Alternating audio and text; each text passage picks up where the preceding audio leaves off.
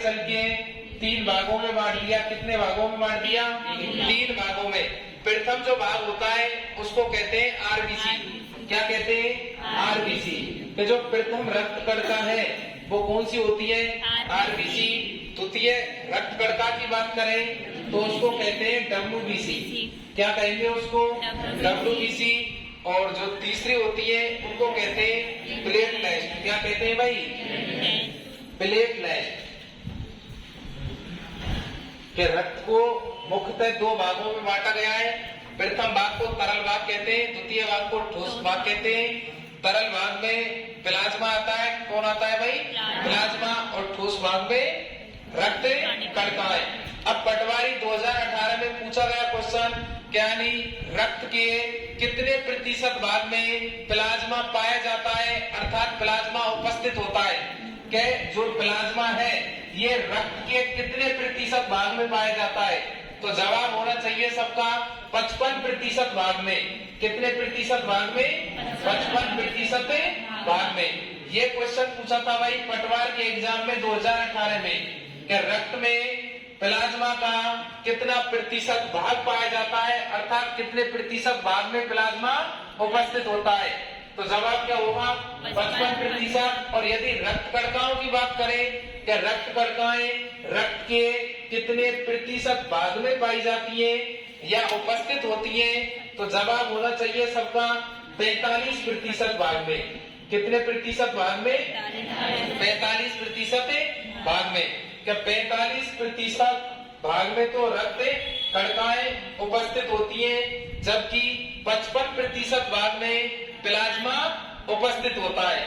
अब वही पटवारी का दूसरा क्वेश्चन यहीं से पटवारी के एग्जाम का, क्या प्लाज्मा में जल कितने प्रतिशत मात्रा में पाया जाता है? क्या जल की मात्रा कितनी होती है? संपूर्ण प्लाज्मा की बात करें कि प्लाज्मा के अंतर्गत तो जल कितने प्रतिशत भाग में होगा भाई? याद रखना है लगभग 90 से 92% भाग में। कितने प्रतिशत भाग में? 90 से 92% भाग में क्या पाया जाता है? जल पाया जाता है। क्या प्लाज्मा के अंतर्गत 90 से 92% जल उपस्थित होता है, जबकि 8 से 10%। कितने प्रतिशत? 8 से 10%।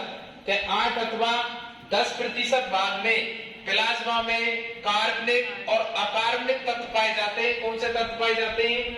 कार्बनिक अथवा अकार्बनिक। कार्बनिक अथवा अकार्बनिक कितने प्रतिशत भाग में उपस्थित होते हैं भाई? 8 से 10% भाग में। और 90 से 92% भाग में क्या पाया जाता है? इसमें जल उपस्थित होता है। क्या उपस्थित होता है? जल। अब देखो प्लाज्मा की आगे बात करें अपन, क्या कृत्रिम प्लाज्मा बनाया जा सकता है? तो सबका जवाब होना चाहिए कि कृत्रिम प्लाज्मा का निर्माण किया जा सकता है। क्या आर्मी के जो कैंप होते हैं उनमें यदि कभी प्लाज्मा की जरूरत पड़ती है सैनिकों के लिए और वहां पर प्लाज्मा उपलब्ध नहीं है तो कृत्रिम प्लाज्मा का निर्माण भी किया जा सकता है। क्वेश्चन पूछेगा, एसएससी एक बार पूछ भी चुकी है इस क्वेश्चन को, राजस्थान में अभी तक नहीं आया किसी एग्जाम में। क्या कृत्रिम प्लाज्मा का निर्माण, कैसे प्लाज्मा का निर्माण भाई? कृत्रिम प्लाज्मा का निर्माण। कृत्रिम प्लाज्मा का निर्माण किस रासायनिक पदार्थ द्वारा किया जाता है? ये क्वेश्चन पूछा था 2015 में एसएससी ने कि कृत्रिम प्लाज्मा का निर्माण किस रासायनिक पदार्थ द्वारा किया जाता है या होता है? तो याद रखना है सबको, एक पदार्थ होता है जिसको बोलते हैं डेक्स्ट्रोन। क्या बोलते हैं? डेक्स्ट्रोन। तो उस रासायनिक पदार्थ द्वारा किसका निर्माण होता है? कृत्रिम प्लाज्मा का। किसका निर्माण किया जाता है भाई?